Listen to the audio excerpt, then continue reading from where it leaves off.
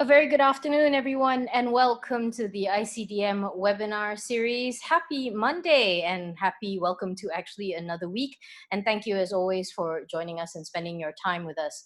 So it is day 400,500 something of MCO or lockdown or whatever it calls wherever part of the world you're from. But the essence is all of us are actually just staying inside and we're working from home. And I hope that everyone is holding up best they can, both in terms of mental capacity and well-being in general as well.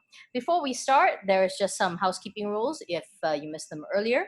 Your mic is automatically muted when you come in, but don't worry, you can still contact us. The Zoom tab beneath you will see two tabs. One's for Q&A, one is for chat. Any questions for our speakers will go into the Q&A tab and I'll answer them at the end of the session. But if you're having any technical difficulties or questions or in fact suggestions, feel free to drop them in the chat on the side. That actually can get quite a bit active, I realize, throughout the course of the afternoon. Entire session's recorded. We'll send you a copy after. If you wish to leave the webinar session for any reason during the time, you'll be able to rejoin if it's still in progress. Welcome, as always, with that out of the way, to part one of this webinar entitled Navigating the COVID-19 Crisis, the New Normal of the Workforce, which I think is a big question that everybody is thinking at this point in time when things go back to whatever resembles normal eventually. Today, we have three gentlemen from Willis Towers Watson. Let me introduce them to you. The first is Shai Anu, you should know him, MD, Global Leader, Executive Compensation and Governance. Lin Chen Han, MD and Country Head for Malaysia. Tan Juan Jim, who's the Country Leader for Talents and Rewards Businesses. So like I said, what will the new normal actually look like? And whether this working from home thing, as I can say, it works for some people, it doesn't work for others. It also depends on the business, because sometimes I think humans are not meant to be in isolation, but I also do think that sometimes we get bogged down in the small things. But with that said, I'll hand it over to the three gentlemen to sort of give you that answer. Take it away. Thank you very much, and good afternoon, ladies and gentlemen. It's a pleasure being here. On behalf of Willis Towers Watson and ICDM, thank you for joining us for this webinar. So my name is Shai Ganu, but as some of you know, I'm not really shy. I look after Willis Towers Watson's executive compensation and corporate governance practice globally. I am based in Singapore, and I've been fortunate enough to work with ICDM for the past few years, partnering on several initiatives, including as a faculty member. I'm joined with two of my colleagues. I'll just very quickly introduce them. The two handsome gentlemen that you see on your screens. First is Lin Chen Han, who is our country CEO for Malaysia. Chen Han is very well known in the Malaysian corporate market. He will provide excellent perspectives today about what we're seeing in Malaysia. Chen Han also is a human capital and talent and rewards expert, and we actually work on quite a few projects together. So Chen Han, if you could give us a wave. Great, thank you. And then we also have Tan Juan Jim. Jim leads our talent and reward business for Malaysia. He's a stalwart in the HR fraternity. He's done CHRO roles in the past and sort of at Willis Towers Watson. He leads our integrated efforts across anything to do with the human capital space. May that be on the talent side, reward side, and even corporate governance aspects. Jim, do you want to give people a wave? Excellent. So I won't take too much of your time. I'll just try to set this up and then hand over to Chen Han. From past experience, an hour goes very quickly. And these sessions like these, we get most benefit out of them if they're interactive. So please, at any stage, keep your questions coming through. We'll try to answer as many questions as possible. But I just want to set the scene first and foremost. This webinar is sort of a continuation of the last webinar we did a couple of weeks ago. So a couple of weeks ago when we were with ICDM, I was fortunate enough to present Willis Towers Watson's research and point of view on stakeholder capitalism. And specifically, this move away from purely profit-driven organizations to a combination of profit and purpose-driven organizations. In that webinar, we saw the impact of COVID-19 on not just human capital, businesses on the world. And we made a point that first and foremost, COVID-19 is a human capital crisis. I can't stress this enough. I mean, all of us are thinking about business media, captains of industry. Everybody's thinking about COVID-19 and its impact on the economy, but first and foremost, COVID-19 is a human capital crisis. This crisis is underlying the importance of leadership of all stakeholders. It underscores the criticality and leadership of and risks associated with people. No other crisis in the past has had the same magnitude and same sort of all-encompassing impact as COVID-19 has. It's made it abundantly clear the importance of people in the economic equation and highlights how that has changed so dramatically even in the last few years, where human capital is now considered more valuable or at least equally valuable than physical and financial capital. And in this background, Willis Towers Watson ICDM, we firmly have a view that it's important to focus on all stakeholders. So not just shareholders, but focus on the well-being of employees, customers, and supply chain partners. And with that, Willis Towers Watson actually has conducted research globally, and we've done pulse surveys, including in Malaysia, with over 1,000 companies responding to our surveys, and more than 10 that represent more than 10 million employees. Because these 1,000 companies would employ more than 10 million employees. So it's a fairly robust database, and we found some key themes that have come through these surveys. We'll share those as we go along, but main purpose of what we wanted to cover today is what is the impact of COVID-19 on Malaysia. So rather than talking more about the global and regional context, very happy to share more perspectives about that during the Q&A. But purpose of this webinar and the next webinar, and we've set these as a series, two-part series, the main focus is for boards of directors and management teams, people on this call, to get insights from our research about how can you deal with COVID-19 specifically for Malaysia. Right. So with that said, maybe I'll hand over to Chin Han, who will cover some of the key themes, and then Jim will take us through the content for today. Chin Han? You're on mute, Chin Han. All right. Good afternoon, everyone. Thank you for that, Shai. So there's so many surveys going around. We've just done our own, and what we found are some interesting facts. The fact that all companies are going through this together. And in the 25 years that I've done consulting, I mean, this is the first time that companies have not been able to, or will struggle to, either market their way out of this, or price their way out of this, or innovate themselves out of this situation. It's one of those issues where, when you look at enough of what the governments are doing, they are stuck because they themselves cannot spend their way out of this. You cannot simulate demand when nobody can actually go out and consume. So actually, it's a very, very interesting situation. So what we've done, and Jim and his team have come up with this together with our global team on a methodology, really, or at least a thought process that all organizations should start to think about, because getting through this period is a fact of life now, right? We're heading through this. The question is, how are we going to come out of it? How are we going to operate post-crisis and actually make the best of what we know? So it's not all doom and gloom. One CEO of one of the largest insurance companies in Malaysia actually has been in touch and asking how it was and how we're operating and so forth. And said it's kind of okay. Consultants, we're used to working from anywhere, right? Not just working from home. And he said, actually, this is really interesting. I've always had my meetings face to face. Zoom for certain meetings have been really, really effective. And he said, moving forward, even post-crisis, we are probably going to do more video conferencing and use technology a lot more. So these are all things that we are forced to do now. But I think these are things that we can, if we adopt in the right way, is going to be a great lever to pull moving forward. So as Shai said, the objective of this session is to share a little bit about our thought process. We've had our clients talk to us in the last 6 to 8 weeks, asking us some of these questions, and we've answered it the best we can. But really, the objective of today's session is to at least give you a thought process. And for those directors, for those of you who are board members sitting on boards of public listed companies and your own private companies, what we hope to be able to do is give you a checklist or something that you can ask management whether we've done or not. Or are we prepared? Sure, we've gone through all of this. And post-MCO, what are we going to do? How do we know that it's working? How do we know that we've incorporated some of these learnings enough? So for the directors of you, for those of you who are directors on this webinar, hopefully we can help you with that. for those of you who are HR managers or CEOs and so forth, bad for your board members asking you some of these questions in your impending meetings. But hopefully this is an educational session for everybody. As Shai said, we've broken it down into two sections. Part 2 will be next week. And so this week sets the stage of how we would approach this problem. Next week will be about how we operate post-crisis. And in between, we'd like to get, hopefully have this as an interactive session. So post your questions. We will try and answer them, or maybe not this time, but for our next session on Monday.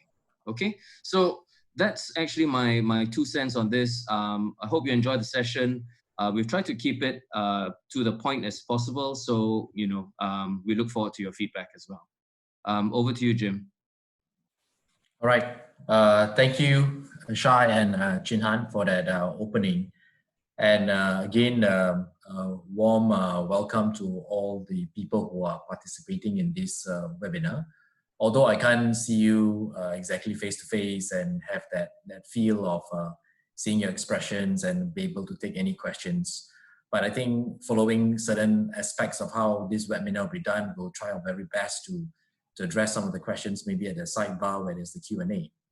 I think most important thing for me here is that I hope everyone can hear me very clearly, and the line doesn't get too choppy with regards to sometimes the bandwidth with the internet, right? And you can also see the slides that are put on the share screen, right? So as I go through these slides, I think one of the key things that we want to do is to basically set a little bit of the situation, the context, and I think to bring about how the workforce element of organizations becoming the center stage of the problem here. And most importantly is that what we want to leave with you is that there are a set of what I call some checklists and things for you to think about as we go through these different phases, right?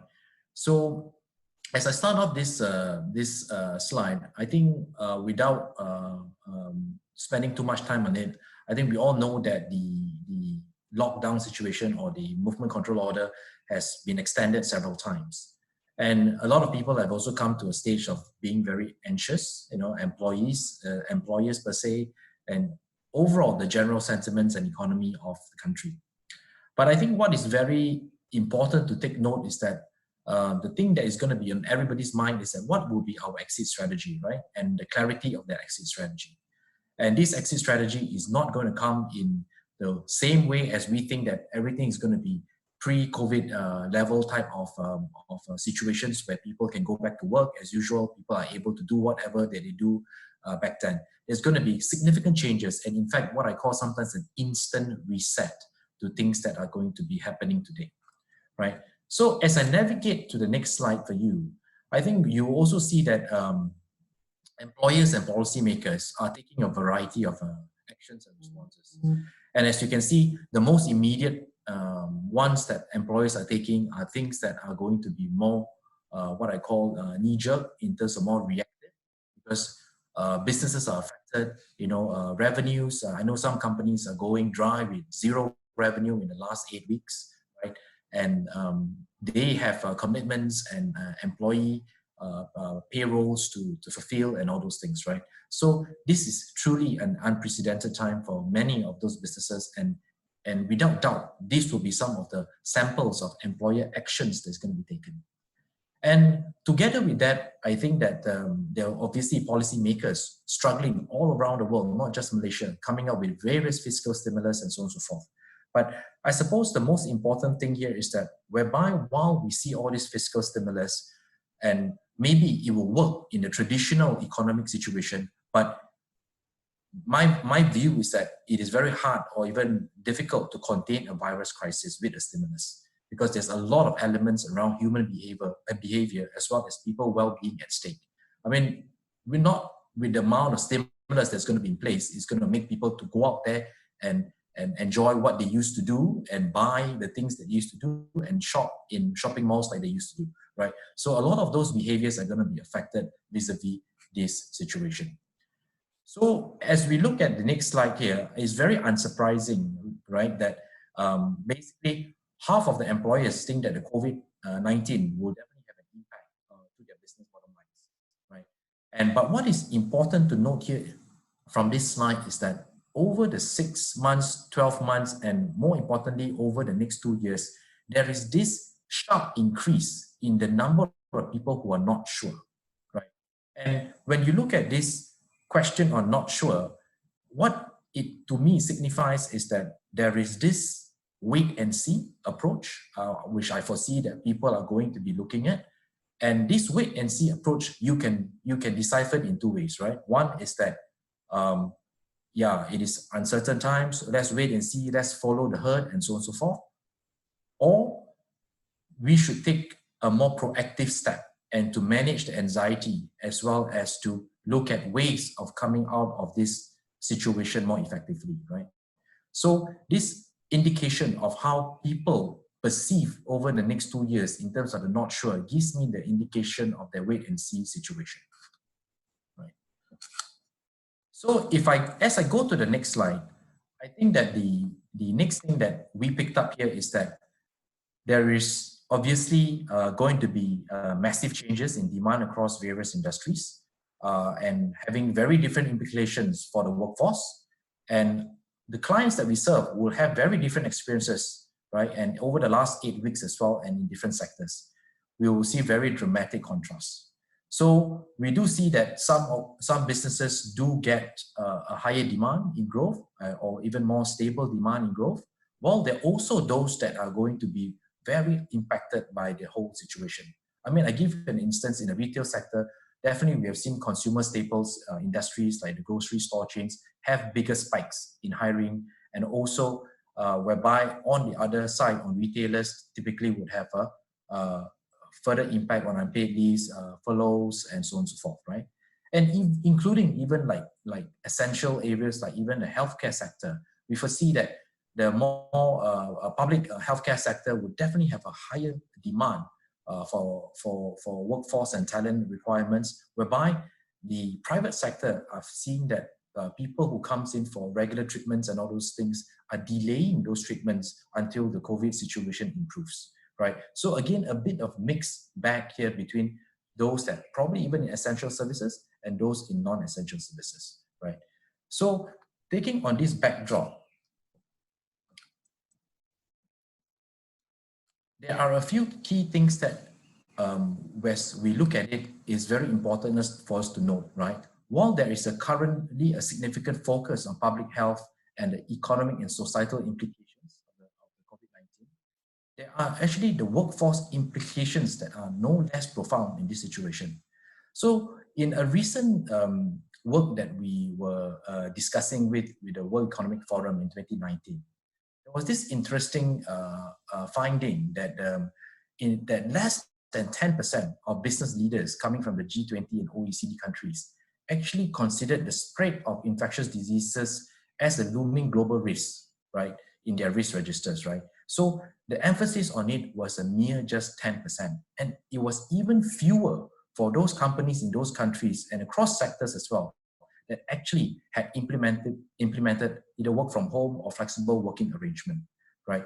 So as we see this in this current sort of environment, that this thing is very notable, whereby that a lot of times these companies actually have very little preparations in terms of what the COVID crisis has entailed. But what I want to share with you as well is that the situation in Malaysia is actually the opposite, right? That if you look at this situation, that most of our respondents, and in no way that some of these respondents are going to be reflective of all the industries in Malaysia, but based on our 2020 COVID-19 survey in Malaysia with most of our clients, we found that actually a significant number of them actually said on the contrary, that they were actually mostly prepared or very prepared, right? And so through this call, I think one of the things is that we also wanted to raise the question in terms of what do you guys think, right? Do you guys feel the same, that in your own organization, that do you see that the things that you're experiencing are actually having the right degree of preparations in terms of the COVID crisis? there will be a sort of like a question poll that will be sent out through this Zoom system. So appreciate that some of you who are actually looking through your screens can actually click on that poll, right, in a short while, right? So then that will give us a bit of tabulation, which we can share with you what this group think as well. But what is important to note here is that if you look at this, I think that could there be sort of like a false confidence or even a cognitive bias in terms of how we're treating the crisis versus any other crisis? And are we, to some extent, underestimating the way that the COVID-19 is actually impacting the people, both from our own career as well as our own personal level, and conversely as well as towards the company in terms of how these things are going to be impacting us, right? So again, this question was actually asked several weeks ago, but I think it's important to get some of your thoughts in terms of how it has evolved over the last couple of weeks, right? So as I move to the next slide, I thought that it would be interesting for me to share with you a simple example, right? That if I look at the recent reopening of Wuhan, for example, and Wuhan being the epicenter, they are a lot more ahead of us, and I think the world is also looking back and looking at them to see that how things are going to change, right? So as we look at the changes in Wuhan, the things that are evolving in that situation is actually definitely not business as usual, in short, right? And a lot of things have changed dramatically, and I would like to highlight a few to you.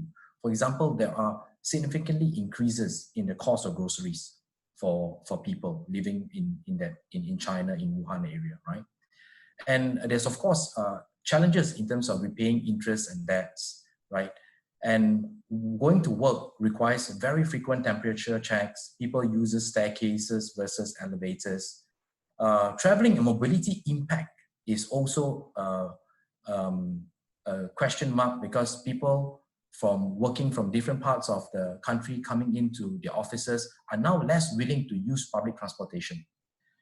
And if you look at even working from home and working from anywhere, you can't always go to the workplace physically due to restrictions, right? And therefore, those things become more prevalent. And also on a more morbid side is that the people who actually has passed away, and condolences to them during the COVID-19, employees can't properly mourn for their loss, right? And there's also unintended social consequences. But I think one of the key things here is that the well-being of staff, right? And these are things that again, questions for employers to think about how does this impact the motivation and also the kind of livelihood of our employees in this post-COVID era. And one thing that was also very interesting that appeared in the Wuhan situation was that there was this employee who says that, what if I fall sick and I actually develop any suspected symptoms of the COVID-19? Where do I go? Would home be still the place that I should go back to? Because you obviously have families, elderly people, they are still living with them, right? So these sort of challenges are actually emerging as we go into this post-COVID situation, right?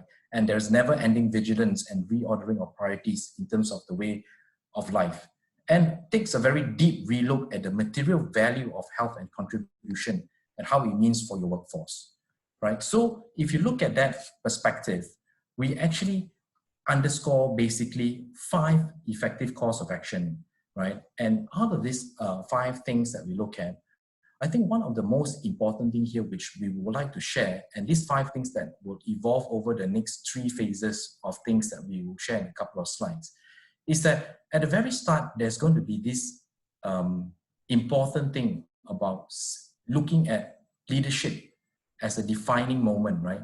And how and what leaders are going to be portraying in terms of the principles and values of the organization.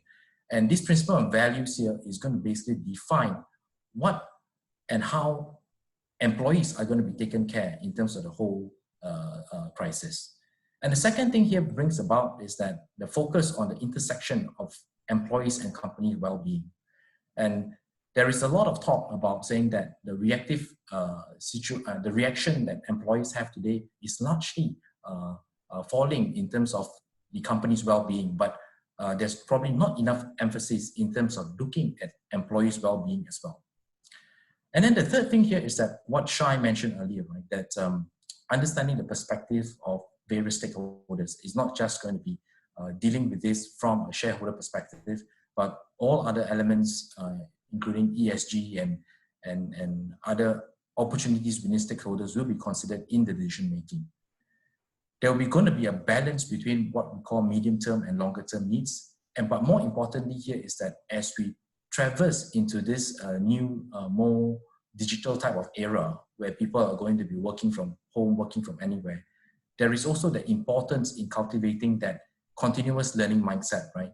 And that learning agility that people need to have to get themselves out of this business as usual and into this new normal.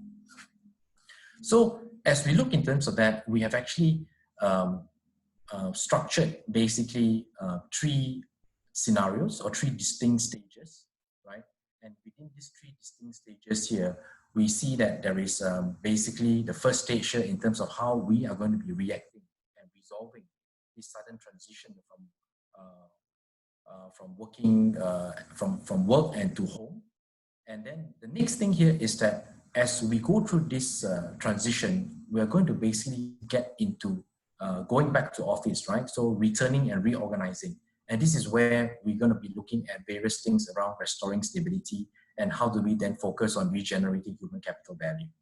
And last but not least, which is about operating in a post-crisis situation. And that's where we look at sustaining our human capital value, where we look at reimagining and reinventing, especially things about the way we work, how we perceive performance management, how do we drive productivity, and ultimately reforming for HR 4.0, right? So this basically underscores the 3 key stages that we see, and I would like to walk you through these areas in more detail, right?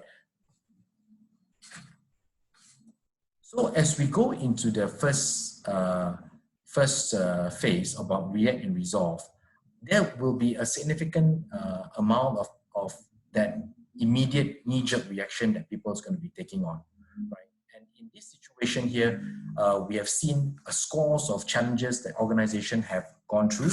So just to share with you some of the things that we have heard from our clients and how we have also helped our clients in addressing them.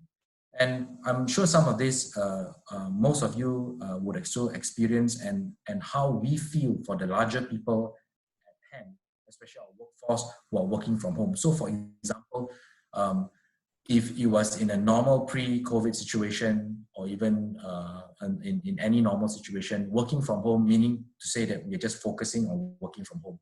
But typically in a lockdown situation, we actually have all our family members at home. We got to deal with becoming a school teacher as well, to some extent for some of us. We got to deal with household chores. We got to deal with cooking. We got to deal with all sorts of things, right? During the day to both support the people at home as well as to fulfill our work obligation, right? So many of these things also revolves around the level of stress, the level of well-being that our employees are going through during this crisis or this lockdown situation. And the question I think we have as employers is that with this in mind, and a lot of the things that come out of it is that they ask the question around performance management and productivity. How do we continue to maintain, monitor, and drive productivity and performance while working from home? Then the second thing here that we saw a lot is that there was also a lot of things around policies and processes that were not there, right? And compliance to regulations. So people were asking whether would SOXO cover any work, any injury working from home, right? And would how do we deal with situations whereby employees actually do not have desktops, only have desktops, or do not even have any laptops, right, to bring home to work? And also, what will be some of the benefits and realignment of benefits that will help them to enable work-related benefits from working from home. And also there are, of course, other more technology and enabler-related things like Wi-Fi issues, having a desk at home, having a room, the conduciveness, the space, and so on and so forth, that allows them to basically enable the effectiveness from working from home. So this is not a laundry list per se, but it is just to highlight to you some of the very immediate and situational challenges that our clients are facing on a very practical level, and what are some of the things that they look at doing. So when we look at that, we basically have formulated a few key things to think about. And also, before I start sharing with you some of the checklists. So one of the things that we talk about is that importance about setting the principles and values and communicating that leadership decision to your people, right? Why that is very important is because when you look at the anxiety that people have, I think the first thing that goes through their mind is that business is not doing well. What about job security? What about the things that's going to happen to me, right? So I think our principles and values in terms of what is important for the organization needs to be shown or communicated in this time and era. The second thing here is that productivity and performance always looming in employers' mind, or even in leadership's capacity, right? That they think about, they say that these people are out of sight, out of mind. Are they really working? Are they doing what the company is expecting them to do? And interestingly, what you find is that actually people who work from home, who puts in more hours than they have working from office. So that's one interesting fact that we found from some of the surveys as well. And thirdly as well is that how do we then manage the well-being of employees beyond the normal physical health thing, right? Because through this anxiety as well, there's going to be a lot of personal, emotional, and financial aspects of it that we need to consider in situ, right? So as we go through this, these are some of the what I call checklists, right? Especially at the start of when you look at managing through the crisis and how you react and resolve them, that you must minimally consider putting in place for your organization, right? So, for instance, your implementation from work from home arrangement and what sort of guidelines that you're going to put in place. And these guidelines, like for example, one of the organizations that we worked with, they actually put in some clarity with regards to performance management. So they look at putting in place teams rather than having too many hierarchies. And then they look at putting in place check-ins throughout the week and setting what we call a cadence throughout that process, right? And then critically review your SOPs, right, in that process. And then take the opportunity of even shifting some of your benefits or allowances into things that are more work-related allowances or more emotional and well-being type of things, right? And don't forget to over-communicate, because I think during this period, the anxiety is high. People would like to know, get clarity, and what needs to be done. And more importantly is also protecting physical health, which is, while some of us may be going back to work because we work in essential services, there needs to be ample checks and ample safeguards to basically protect the well-being of our people, right? I'm not going to go through each and every one of them, and I believe some of these slides will be shared to some of you, and you can use some of this as your some of the principles and points for you to consider. And we've also come up with a framework that looks at working from home in terms of productivity and performance, and it's a 4-step process that we look at. So one is that what is the nature of work and expected outcomes that you want to deal with, right?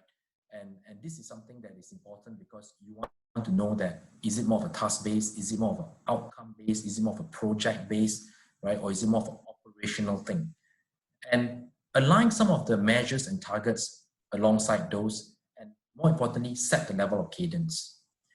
The second thing that we also looked at, and this was something that we did for a particular client as well, is that the organization of teams, right? And this is where more team-based models were considered rather than more hierarchical-based. Clarity is, of course, something that you need to check out. And more importantly, also look at the degree of interdependencies. Because sometimes when certain decisions are made, there are too many interdependencies that we got to rely on. And I think those LOAs and decision authority needs to be relooked at, right? And I will say that the third one here is also very important, because the communication and engagement, as I shared earlier, but more importantly, the decision-making and empowerment of enabling teams. So one of these client of ours, what they did very differently was that the leaders actually took the decision of being willing to deviate beyond the standard operating procedure. So they were basically in a risk management unit, and they were willing to do their audits based on desktop research and desktop analysis during the lockdown period, and only start to look at what they need to do from a physical perspective on a more deferred basis at a later stage. So this is much better than doing nothing at all, right? So these are some of the examples of leaders taking a more proactive decision in terms of what they need to do. And finally, the technology and enablers. And in this technology and enabler aspects is to look primarily on things, especially like your cybersecurity, and the infrastructure that you have to safeguard any confidential information that goes out to the open world, right? So the next slide here, I wanted to highlight as well is that some of these things that we mentioned are very much some of the things that gets forgotten or gets brushed aside, especially in the reaction that organizations take. So this is supported by some of these facts and figures, whereby based on our recent survey of the companies that in Malaysia, that a huge number of them actually look at reacting to more immediate actions. But if you look at things that drives the more emotional, mental health, safety or financial well-being of people, that is considerably lower in terms of the responses of how organizations have reacted to it. So I think the key takeaway from this is that if we consider the elements of what is important for the organization, which is what sometimes we call the company experience, how are we also taking into consideration the human experience that our people are going through? And this is where the opportunity and the moment, the defining moment for leadership to share those principles and values, and then, of course, communicating that very effectively. One of the things that I wanted to just quickly share is that if you look at recently, I think the spread of the virus in Singapore was very significant, right? Whereby I think the last recorded number was between 12 to 13,000. And the amount of cases there were largely from the foreign workers dormitories, right?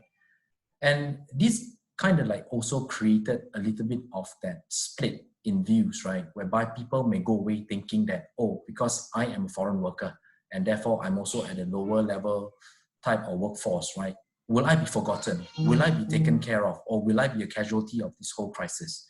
But what was very powerful was that when PM Lee's speech was addressed to the Singapore public, that he took an emphasis of saying that despite that this coming from a lot of the foreign worker dormitories, that the livelihood and the importance of that value of these people will also be taken into significant consideration in terms of treating them as one of the people in as a population in Singapore. And I think that those sort of act and those sort of principles and values are truly commendable things that leaders must do to show that what sort of care and what sort of things do we hold in high regard, right? And this would also then take away a lot of the anxiety and issues that we find, especially on the more emotional well-being and health perspective. So as we move into the next phase, which is something that will be up and coming, especially in the Malaysian context, because obviously we have gone through almost 8 weeks of MCO or MRO. And this is the stage whereby we got to start looking at saying that how do we actually get into restoring stability in this sort of challenging environment? And what are some of the things that we got to start looking back in, right? So the balance between both the company and employer experience, I think that is one thing that we want you to take away. And second thing here is about engaging all the stakeholders. I think most important thing here is to look at the needs of various angles. But the other third thing here is that there's going to be an instant reset, right? In terms of rebuilding our essentials, our enablers, our policies and processes. And these sort of things are going to be very new, because you're going to need to basically relook at how we are addressing the trust, the purpose, and the realignment of our workforce towards the new normal. So we see a significant impact with regards to how that element of that instant reset is going to take place. So we've also come together to pull for you a set of priorities that you can start to think of, especially planning for return to work, right? So one of the key things here is that we've got to start looking at segmenting the workforce, right? In terms of where the priority groups to return to work and what roles are truly pivotal. And organizations also start to reset and reorganize the workforce, right? Under new assumptions and protocols. Then investing in infrastructure without doubt. And leaders to establish and lead in a new way, new rules of engagement. And of course, seize opportunity to deploy talent is one of the things that we see a lot in as well. I mean, there were organizations as well in China whereby that they have repurposed their automotive as well as their electronics manufacturing sector to help build PPEs and healthcare equipments in that instance, right? And training empowering leaders, right? So a very important thing here is that working from home and working from anywhere is not going to be something that's easy, especially managing the out of sight, out of mind biasness, showing empathy. And the next thing here is about reviewing implications, right? That we see significantly in this situation, whereby how do we readjust performance goals and rewards? Because what you see is that the usual way of how we rewards in a full year cycle is not going to be the same. There's going to be a lot more team-based working models that's going to evolve or emerge. And then more importantly here is that reviewing the balance and affordability of compensation programs relatively to the profitability, and protecting key elements of total rewards. So how do we move some parts of our variable or even some part of our compensation from different areas to cover certain base salaries and benefits? And those base salaries and benefits should relate towards things that can drive better work-related areas. And of course, last but not least, promoting emotional health, the financial security and essentials of our employee experience, right? So these are some of the things that I will leave with you, which we feel that it is the experience and the things that we are seeing in the market that is evolving as we speak. So in the next slide here, there are actually a few very interesting things to note as well, right? And we find that from the survey that we've done, in terms of pay and rewards, there was actually 77% of organization that actually has paid out their 2019 performance bonuses. Actually, this is not much surprise because probably some of this has been done earlier part of the year before the COVID situation. But there's interestingly, 1/3 of them has delayed salary review, reduced increment funds, or even frozen salary increments. So these are some of the things for you to take note of as you go back to your companies in terms of what HR or even the organization is planning for. On terms of well-being programs, we only found 38% has really taken actions to introduce programs taking into account emotional, mental health, safety, and financial well-being. So something to take note here if there is not enough of this human experience element of it that is being taken into consideration, right? And the other thing here as well is that paid versus non-paid leave, right? So while during the MCO period, I think we recorded that most organizations who have suspended their business do pay compulsory paid leave before and during the MCO. And actually only 3% has taken action on unpaid leave, but 23% are planning and considering unpaid leave, with 18% being unsure at this stage.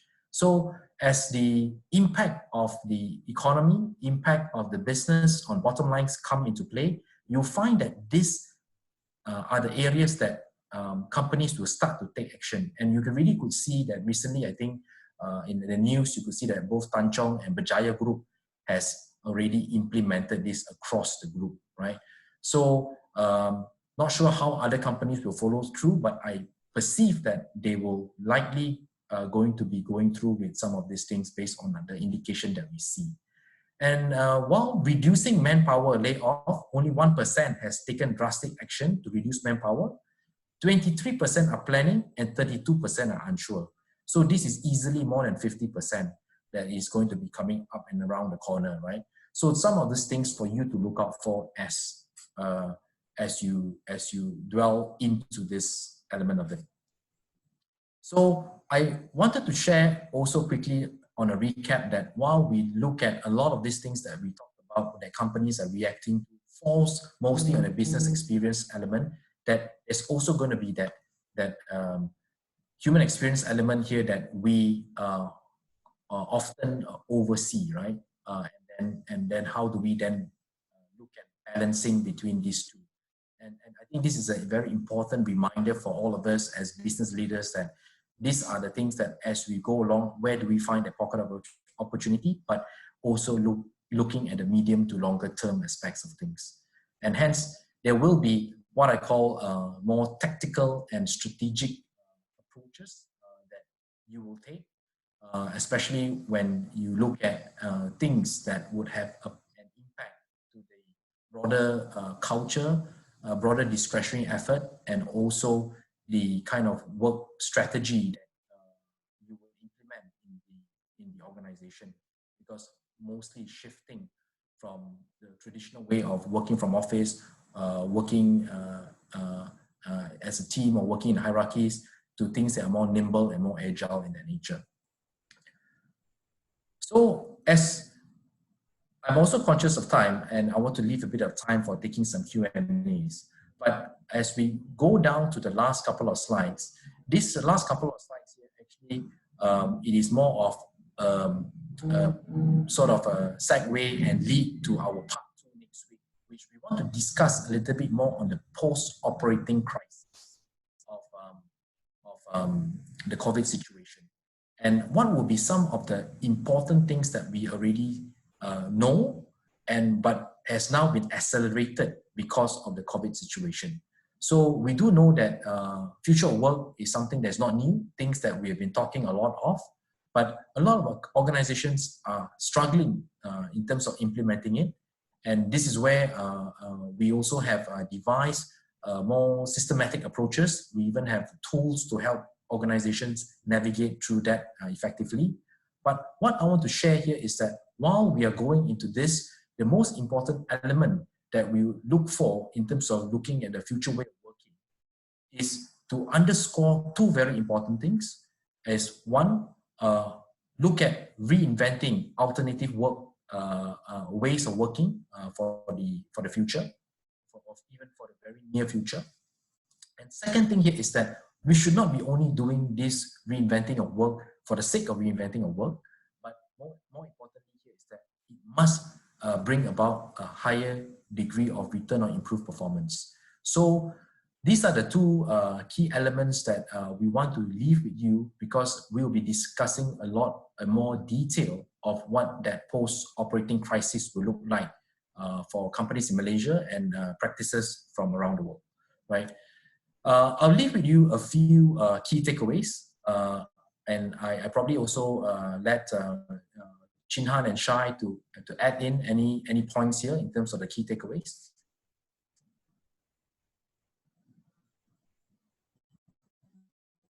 Chin Han, will you have anything to share? Yeah.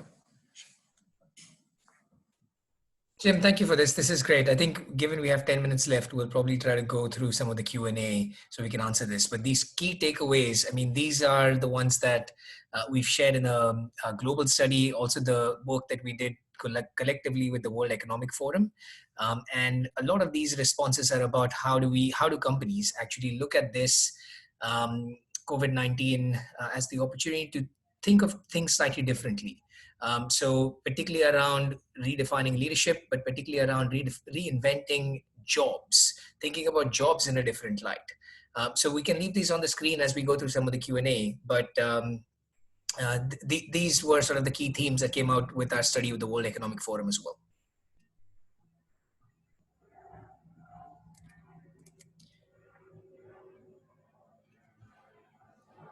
Nadia?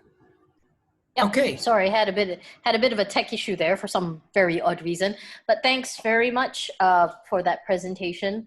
Covered a lot of ground actually. I can see why you actually kind of made it a two-parter more than anything else. But yeah, you're right, Shai. Everybody seems to have a very recurrent theme when it comes to what they're kind of worried about.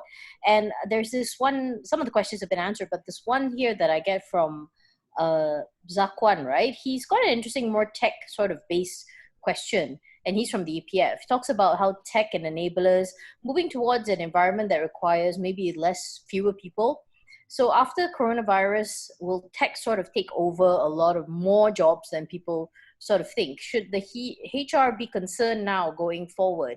Let's say that you need to maybe find a way to, look at jobs that maybe AI can replace, because there'll be a decreasing maybe recruitment of new employees and people might become jobless. So what's your opinion on the matter? I mean, we're all already scared that we're going to get taken over by AI or Skynet, but you know, what's the main, you know, how real is this fear? Yeah, the fear of Skynet keeps me alive, keeps me awake rather. But let's put aside Terminator and Arnold Schwarzenegger for the time being. Look, this is a very relevant question, and fundamentally, all our research, and not just our research, but even research that the World Economic Forum and others have done, and we've actually partnered with the World Economic Forum on quite a few of these issues.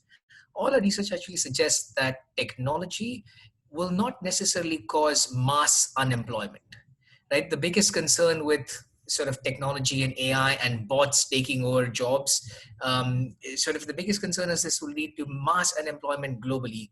That hasn't happened, and we do not think that will happen. What will happen, though, is jobs will change. The nature of jobs will change. It will be a lot more coexistence between humans as employees, machines, robotics, AI, artificial intelligence, natural language processing, ML, and gig economy. So what will change is not so much the job, but what will change is how work gets done. We have all grown up with a traditional mindset of work getting done through a very well-defined set of hierarchical structure of checks and balances. There is a job, there is a manager that I report to, manager checks my work, I have a team, and that's how work gets done. I guess fundamentally in the future, the way work will get done will be through an ecosystem of employees, of artificial intelligence, of gig economy, of sometimes co-sourcing, sometimes working with competitors, if it makes sense. So basically the nature of how work gets done will be very different. And in that context, technology does not so much replace humans, technology augments humans. So just to give you a perspective, Willis Towers Watson actually yesterday, we launched a new product, a software solution for our clients called WorkView. What that does is basically it takes any job, it deconstructs the job into core activities and reconstructs the jobs back up, assuming which part of those activities will be done by technology, which part of those activities will be done by outsourced providers or sort of gig economy workers. The premise being you focus on where you get most efficient way of getting work done. And that sort of tool makes the whole future of work concept a lot more tangible to people. So people can now start looking at jobs, job families, deconstructing them into component tasks and rebuilding them back up. And fundamentally, I think that's what the future is going to be in terms of technology and people. We often joke HR in the past used to stand for human resources. Going forward, HR will need to stand for human plus robots. HR. You're not dimming my fears of Skynet anymore, Shai. So leading into that, there's this other question here for all you gentlemen talking about human and robots. Somebody asked, what are the skill sets then that should be possessed by the employees, you know, before going forward in this crisis? So I think that question is also lead on to the previous question and some of the things that Shai shared about reinventing jobs would definitely also deliver demand of new skills coming out of that, right? So I give a simple example whereby, like, if you look at how the bank teller job has changed, it used to be 70% more technical and 30% more customer servicing, right? Because you come into the bank and you talk to the guy on the counter and say that, look, can you do this transaction for me? Can you do this remittance for me, etc., etc. And his role here is to make sure that he doesn't make any mistakes and then get all that transaction done for you. So it was more like a transactional clearing house. But today, as we reinvent the jobs and when we use technology, we're going to be seeing that a lot of these transactional elements of it is going to be done by robotic process automation, or what we call RPA, right? And in that RPA, the job is going to focus more in terms of saying that what is the role of that person in delivering a greater value to the organization, right? So, and that is where the job is going to shift by saying that with the automation of all this transaction, I now have data of knowing that what is the profile of my employee, of my clients. What can I use that data to create more value out of it? So, for example, if I know from the data that all my clients are sitting on cash that they can spare, and I can help them sweat those assets better, right? So as a bank teller, I now move in towards what I call a value-adding customer relationship manager. So my skills have shifted, right, from 70% technical, 30% customer service to 70% customer management and 30% technical, right? So from that process, you're going to derive new skills coming out of it, right? And in all factions and ways. And that is where our reinventing jobs work view focuses on building for clients. And to the same point as well, that what I want to share as well is really about that acceleration and that destination. I mean, if you look at popular org development literature, right, that is 50 years old and so on and so forth, we all started with what we call IQ. Then eventually the management theory evolved into EQ, right? And the importance of emotional intelligence, etc., right? And now we are actually getting into this whole thing called DQ, digital quotient, right? So the question is that as we get down to that direction and we see the big shifts that is going to happen, to me, there's going to be two things that's very important. There is going to be that what I call interim to getting there. One is the learning quotient, and two is the crisis quotient. But if you break those two things down into critical competencies, is that how agile are our workforce in learning new things? Can they learn or through our upskilling and reskilling programs? Because that agility is important. If you're fixed in your old ways, you cannot get around it. Then the second thing here as well is that the crisis quotient means to say, in simple terms, resilience. Are you going to give up every time you go through something, or are you going to see through things and working out ways to get towards that digital transformation, towards that new way of working, towards the new normal? So those to me are somewhat, I hope I answered the question in terms of the core, the hard skills that you need, and also the softer skills that you need. So unrelated to that, I mean, a little bit of both.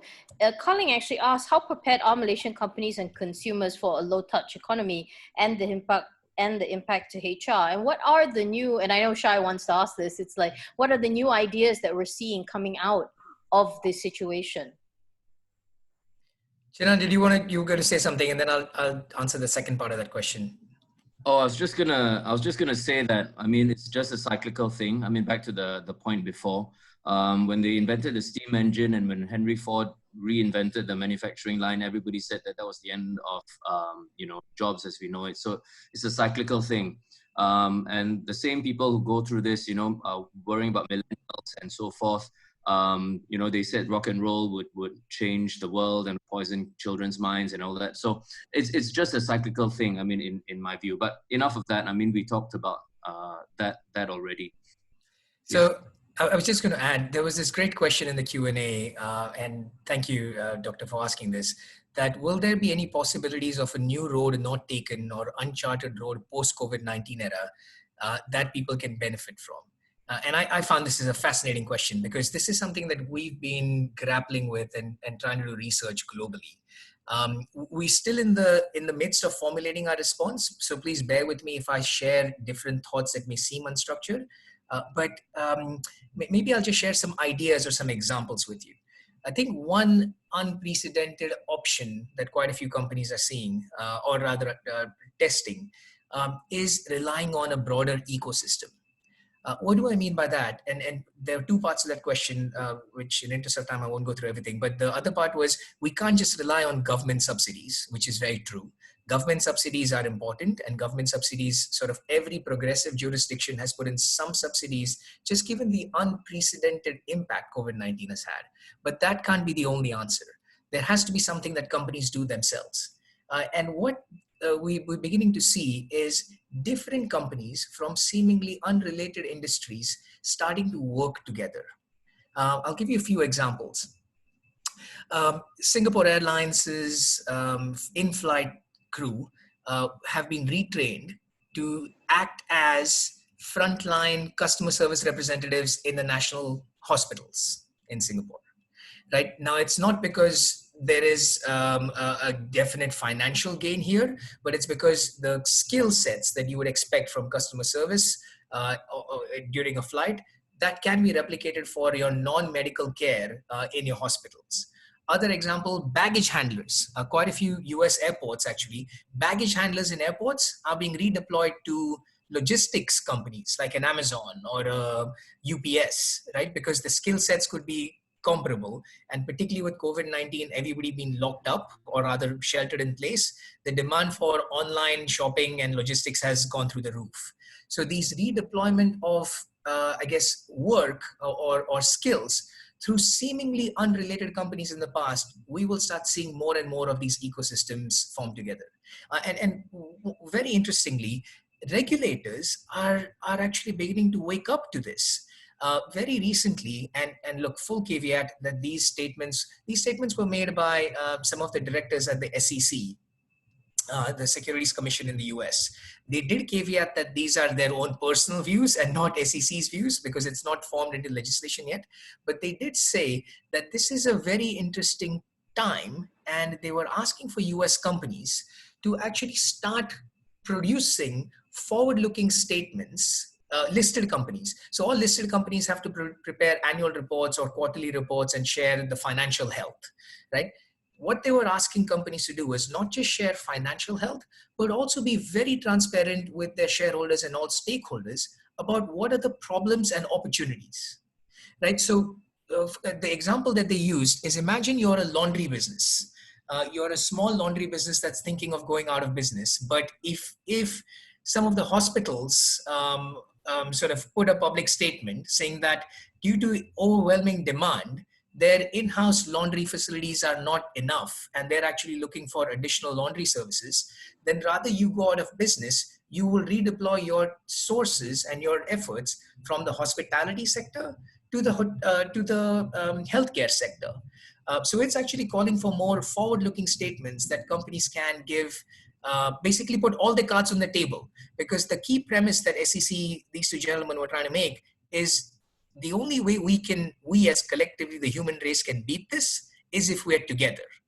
We can't just keep relying on government stimuluses and 2 trillion, 5 trillion. I mean, no amount of stimulus is going to see us through this.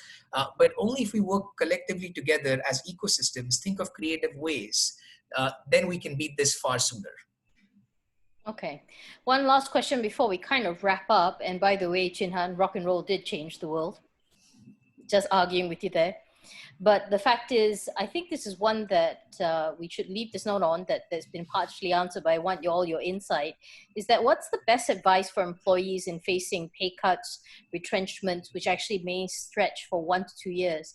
And supplementing that, you had a stat where you said only 38% or so of companies worried about their employees' mental health. That is shockingly low. that is really shockingly low. And I think more people should actually take that into account. But what is the best advice, gentlemen, for people that are staring down this barrel? So I'm conscious of time. I'll share my 2 cents very quickly and then hand over to Jim and Chen Han to close the discussion. So first of all, I'll answer the question of mental health. I don't know about the rest of you on this call, but working from home, I am exhausted. There is a popular misconception that working from home is easy. My experience has been the opposite. I've actually found it far more stressful working from home. I have applied this, and again, people on the call may actually chuckle, but I actually applied for leave next week because it's just getting too much, and I just want to take some time out and recharge my batteries and focus on mental health. But this other point about what can employees do, I think Chen Han made the point in the earlier part during the Q&A, is look at this as a long-term view. Of course, there are some tactical things companies can do. I mean, right now, the need of the hour is preserving cash. We all know this. Whatever strategy that you can think that can help preserve cash in the short term, even though there may be upside in the long term, I think that's a good strategy. So to give you a perspective, for some of our clients, and this mainly applies at the executive population, for some of our clients, particularly the ones who are listed and they have publicly traded shares, for some of our clients, the work discussions we're having is rather than paying bonuses in cash, convert those bonus into shares, which the company will have to issue new shares. And if the company is issuing new shares, then essentially it doesn't come out of the P&L. So it helps preserve cash. It helps preserve cash to keep the business going. It helps preserve cash and preserves jobs. People get shares instead of cash. Now, admittedly, when they get shares, it usually comes with a holding lock, i.e. you can't sell them for 12 or 18 months. But we all know that this is sort of a stock market dip. So the shares that you're getting right now are probably at a low value. In 12 months' time, hopefully when things correct, you will see an upside in the value of the share price. Because right now, most shares are depressed by 20 or 30%. So you will see an upside. And that's a sort of a win-win situation. The company is able to preserve cash, yet the employees may see a little bit of a benefit when the share price corrects. Now, of course, there is a trade-off here, and the trade-off is you give up the immediate cash for the shares in the future, or for the shares and uplift of value in the future. But that's a small example that companies can do to conserve cash. Jim, Chen Han? Jim, go ahead first. I'll close off. Go ahead, Chen Han. Go ahead. Yeah. Okay, so anyway, I was just to talk about this exhaustion thing. There's an article in the BBC explaining why video conferencing is so exhausting. Jim and I were joking. One of the guys who's been working really hard in the office. In the past, we could say, "Oh, take a couple of days off and you can stay, go home." This time, we told the person to take a couple of days off and go to the office. So that's just the way it is. But I think one of the things that we are, just to answer your question about the new realities and so forth, I think both employers and employees have to be flexible at this point. Employees have to be understanding. We've been working with CEOs and business owners, and while all the employees are thinking, "Oh, woe is me, I'm going to be hit very badly by this. What's going to happen to me?" And so forth.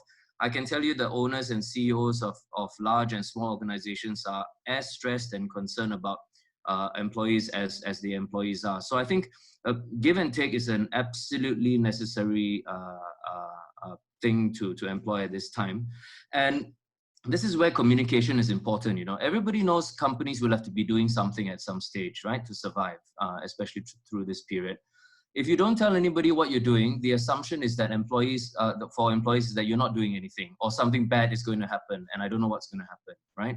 So constant communication is something that we've been